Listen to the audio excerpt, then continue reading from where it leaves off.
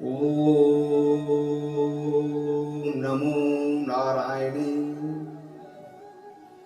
गरुड़ जी भगवान विष्णु से प्रश्न करते हैं कि प्रभु मुझे ये बताने का कृपा करें कि मनुष्य किन पाप कर्मों के द्वारा किस किस नरक का भोग करता है।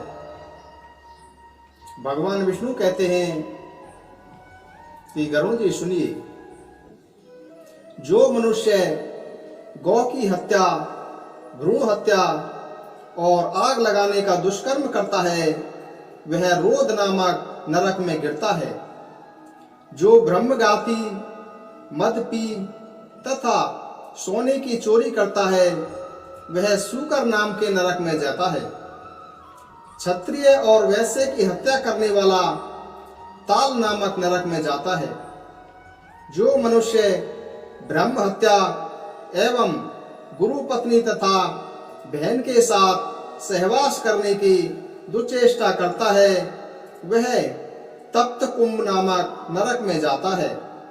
जो असत्य संभाषण करने वाले राजपुरुष हैं उनको भी उक्त नरक की ही प्राप्ति होती है।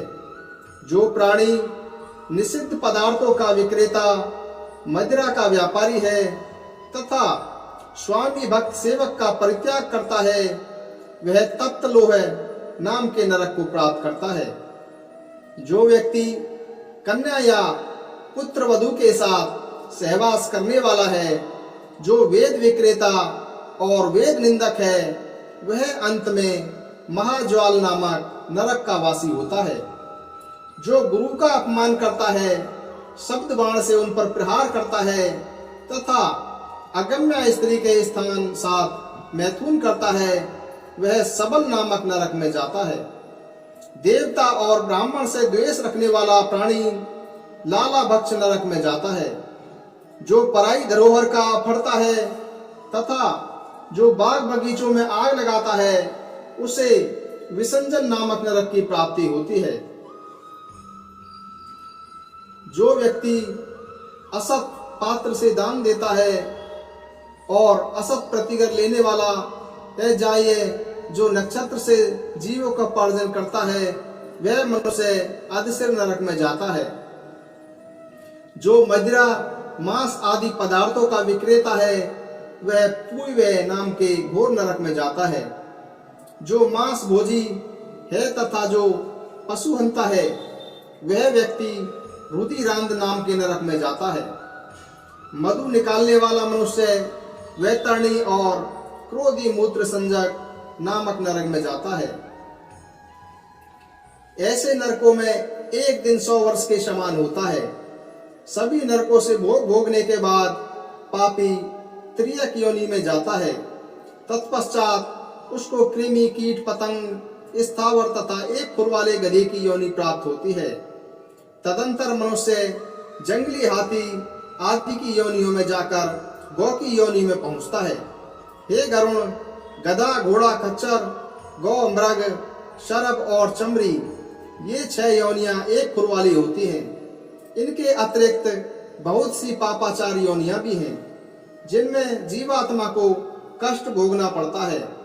उन सभी योनियों को पाकर प्राणी मनुष्य योनि में आता है और कुबड़ा, कुत्स्य, वामन, चांडाल और पुलकस आदि नर योनियों में जाता है। ए वशिष्ठ, पाप पुण्य से समन्वित जीव बार बार गर्भ में जाता है और मृत्यु को प्राप्त होता है। उन सभी पापों के समाप्त हो जाने के बाद प्राणी को शूद्र, वैश्य तथा क्षत्रिय आदि की आरोहिणी योनि प्राप्त होती है। कभी कभी वह सत्कर्म से ब्राह्मण, देव और इंद्रत्व के पदवी पहुंच जाता है। हे गरुण, यम द्वारा निर्दिष्ट योनि में पुण्य गति प्राप्त करने में जो प्राणी सफल हो जाते हैं वे सुंदर सुंदर गीत गाते, वाद बजाते और नृत्य आदि करते हुए प्रसन्नचित गंधर्वों के साथ अच्छे से अच्छे हार और नुपुर आदि नाना प्रकार के आभूषणों से युक्त चंदन आदि की दिव्य सुगंध और पुष्पों के हार से सुशोभित होकर चमचमाते हुए विमान स्वर्गलोक को जाते हैं। पुण्य समाप्ति के पश्चात जब वे वहां से पुनः पृथ्वी पर आते हैं तो राजा और महात्माओं के घर में जन्म लेकर सदाचार का पालन करते हैं, समस्त भोगों को प्राप्त करके पुनः स्वर्ग को प्राप्त करते हैं। मृत्यु लोक में जन्म लेने वाले प्राणी का मरना तो निश्चित है। पापियों का जीव अधो मार्ग से निकलता है।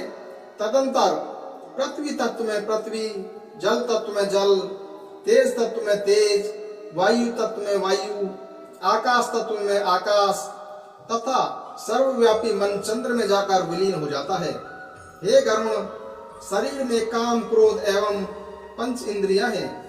इन सभी को शरीर में रहने वाले चोर की संज्ञा दी गई है। काम, क्रोध और अहंकार नामक विकार भी उसी में रहने वाले चोर हैं। उन सभी का नायक मन है। इस शरीर का संहार करने वाला काल है। हे तक्ष, प्राणियों के विनाश को मैंने तुम्हें बता दिया। अब उनके इस शरीर का जन्म पुनः कैसे होता है उसको मैं तुम्हें बता रहा हूँ। यह शरीर नसों से आबद्ध, श्रोतादिक इंद्रियों से युक्त और नव द्वारों से समन्वित है। यह सांसारिक विषय वासनाओं के प्रभाव से व्याप्त, काम, क्रोध आदि विकार से समन्वित, राग द्वेष से परिपूर्ण तथा तृष्णा नामक भयंकर चोर से युक्त है। यह लोभ रूपी जाल में फंसा हुआ और मोह रूपी वस्त्र से ढका हुआ है। यह माया से भली भांति आबद्ध एवं लोभ से अधिष्ठित पूर्व के समान है। सभी प्राणियों का शरीर इनसे व्याप्त है। जो लोग अपनी आत्मा को नहीं जानते हैं वे पशु के समान हैं। हे गरुण, 84 लाख योनियां हैं और उद्विज पृथ्वी में अंकुरित होने वाली वनस्पतियां, स्वेदज पसीने से जन्म लेने वाले और आदि कीट, अंडज पक्षी तथा जरायुज मनुष्य, यह संपूर्ण सृष्टि विभक्त है। ओम नमो नारायणे, ओम नमो नारायणे। दोस्तों, उम्मीद करता हूँ कि यह वीडियो आपको पसंद आई होगी। मेरे चैनल को सब्सक्राइब, लाइक और शेयर करें। ओम नमो नारायणे।